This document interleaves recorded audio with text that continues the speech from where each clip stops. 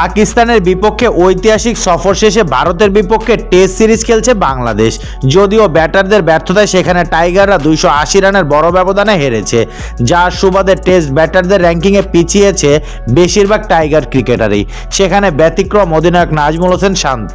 এছাড়া পেসার তাসকিন আহমেদ ও হাসান মাহমুদও বোলারদের র্যাঙ্কিংয়ে এগিয়েছেন। আজ ছেলেদের ক্রিকেটের সাপ্তাহিক হালনাগাদকৃত র্যাঙ্কিং প্রকাশ করেছে আইসিসি। ব্যাট হাতে ভারতের বিপক্ষে প্রথম টেস্টে পারফর্ম করতে না পারায় পিছিয়েছে বাংলাদেশের অভিজ্ঞ ব্যাটার মমিনুল হক, মুশফিকুর রহিম ও লিটন দাস। বোলারদের তালিকায় তাসকিন আহমেদ, হাসান মাহমুদ ও নাহিদ রানা এগোলেও অফ ফর্মে থাকা সাকিব আল হাসান পিছিয়েছে। ভারতের বিপক্ষে চেন্নাই টেস্টে হার নিশ্চিতের দ্বিতীয় ইনিংসে বাংলাদেশের ব্যক্তিগত সর্বোচ্চ 82 রান করেছে অধিনায়ক নাজমুল হোসেন শান্ত, যার সুবাদে ব্যাটসম্যানদের তালিকায় 14 ধাপ এগিয়ে তিনি 48 নম্বরে উঠেছেন।